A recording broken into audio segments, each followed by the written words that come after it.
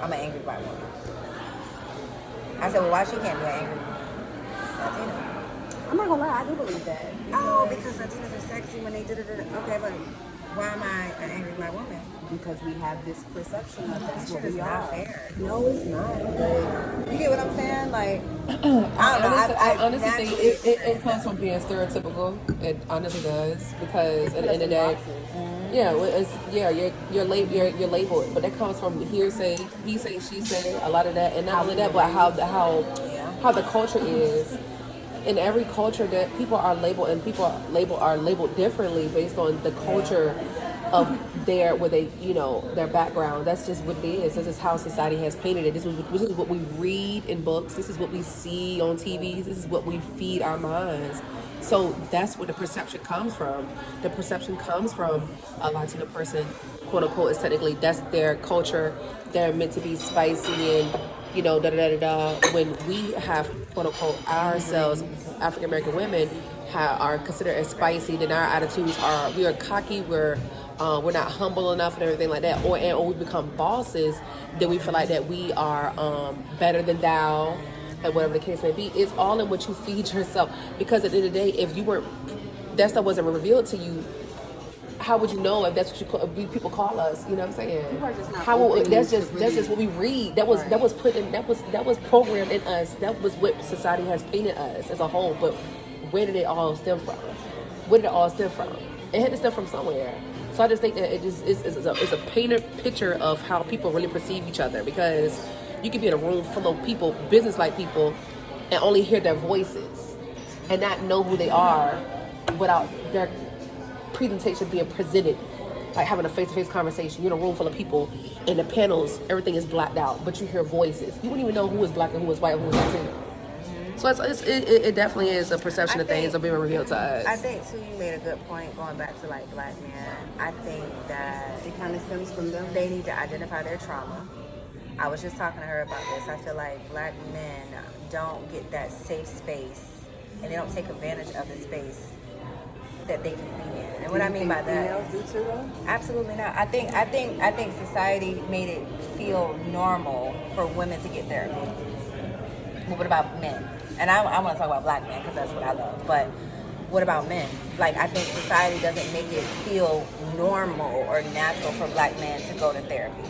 I don't think our black community in general makes it that's okay for us to be in therapy. I feel like I started feeling open to going to therapy as I got older. Yeah. But growing up, like at home, nobody talked about going to therapy. Yep. And if somebody went to therapy, like, you thought something like that motherfucker was crazy. Yeah. Like, oh, that's my crazy uncle. Like, Uncle Pete crazy ass. He smoked a joint, ain't been right ever since. Like, shit like that. So, like, I feel like it's not common for a black man. I do agree 100%, but I also feel like if the black community in general, us females, we're a little bit okay and we're open and it's more common now. Yeah. But as I was growing up, at least on my point of view, it wasn't common to go through therapy. Like, I don't know that. Like, it's not even like something that's talked about at a younger age, or it's not. How do I say this? It doesn't feel okay. It didn't feel okay growing up, to your point. So I agree with that. I think men are programmed to not show emotions and to be strong. And I don't think that's fair to them.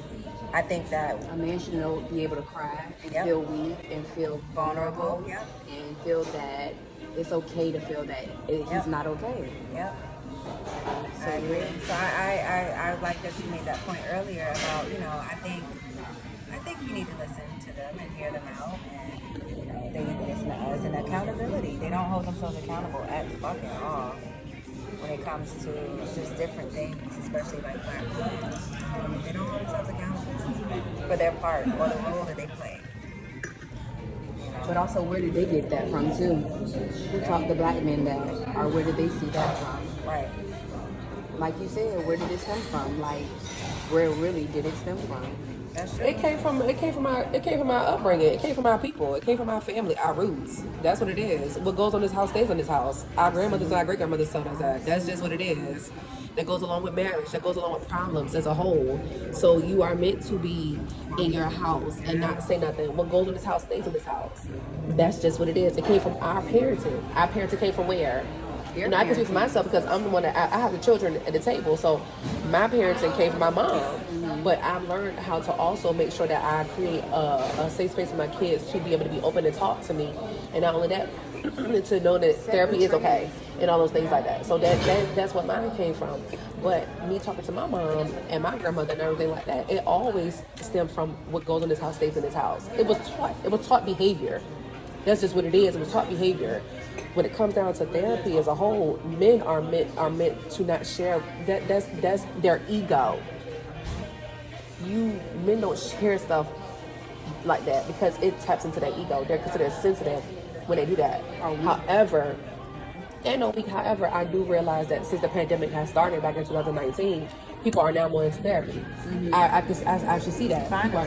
People are into therapy now. People are into mental health now. Mental health has always been a strong thing, but now because there's so much going on in this world with inflation and people, dying and all that, people are counting their days and and things are being exposed to them now. Yes, of course. I'm gonna go get help. Yeah, hello. I see a therapist once a month now. It was every other week now, but it's once a month now. So yeah, like. And I appreciate the change Like, yeah. I appreciate everyone evolving. I do appreciate that, and I do want to recognize that. But damn, it just took so damn long.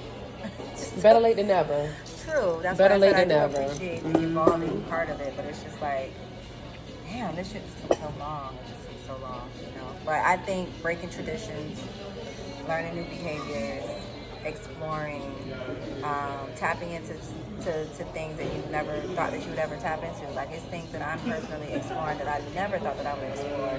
And I don't know how I feel about it. I'm not mad about it. I'm not happy about it. I'm just kind of like learning. Comfortable being uncomfortable. Right.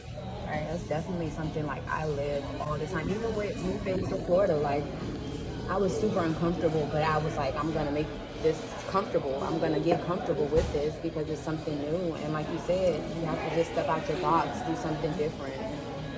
So I definitely believe in that. Yeah.